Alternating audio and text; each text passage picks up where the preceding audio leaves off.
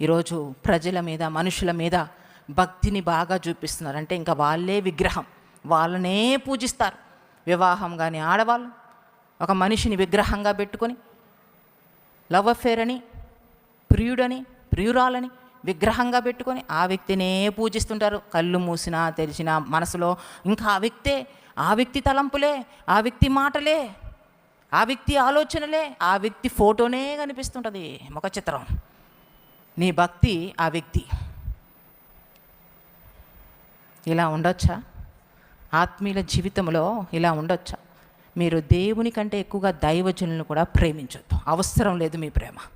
దేవుని మీద ప్రేమ లేకపోతే ఇంకా మీ ప్రేమ దైవజనులకు కూడా అవసరంలా, మాకు అవసరంలా. ముందు దేవుణ్ణి ప్రేమించండి, ఆ తర్వాత దైవజనుల్ని ప్రేమించండి. చాలామంది ఏమనుకుంటారంటే దైవజనులు అంటే నాకు చాలా ఇష్టం, నాకెందుకు అవసరం లేదు.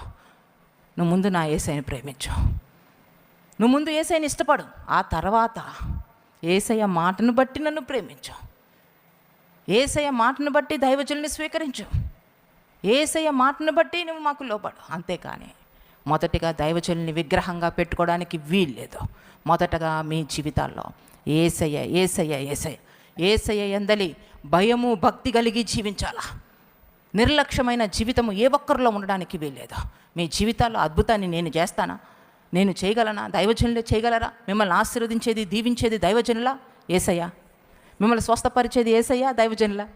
యేసయ్య. మొదటిగా యేసయ్యను ప్రేమించాలి, ఆ తర్వాత దైవజనులు. దేవుని కంటే ఎక్కువగాను దేన్ని ప్రేమించినా అది నీ నుండి దూరము చేయబడుతుంది. చాలా ప్రమాదం.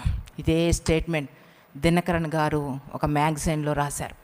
నా కుమార్తెను నేను దేవుని కంటే ఎక్కువగా ప్రేమించాను కాబట్టి నా కుమార్తెను నేను కోల్పోయాను అని దినకరన్ గారు, DGS దినకరన్ గారు ఒక మ్యాగజైన్లో రాశారు. ఫస్ట్ దేవుణ్ణి ప్రేమించండి, ఆ తర్వాత కుమారుణ్ణి ప్రేమించండి. ఈరోజు చాలామందికి వారు కలిగి ఉన్న బిడ్డలే విగ్రహాలు. ఈరోజు చాలామందికి వారు కలిగి ఉన్నటువంటి పార్ట్నరే మేము విగ్రహంగా ఉన్నారు. ఈరోజు మీరు మనుషుల్ని విగ్రహంగా పెట్టుకుంటే మహోన్నతిని ప్రేమించే వాళ్ళు ఇంకెవరున్నారు? మీ కొరకు ప్రాణం పెట్టింది యేసయ్య. మిమ్మల్ని భయంకరమైనటువంటి పాపపు బంధకము నుంచి విడుదల చేసింది యేసయ్య. మిమ్మల్ని రక్షించింది యేసయ్య. ప్రాణము కంటే ఎక్కువగా ప్రేమించింది యేసయ్య.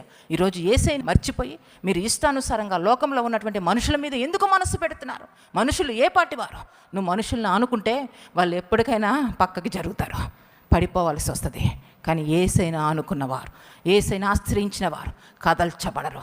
వారు నిత్యము స్థిరమైనటువంటి ఆత్మీయత కలిగి జీవిస్తారు. దేవునికి మహిమ కలుగునుగా.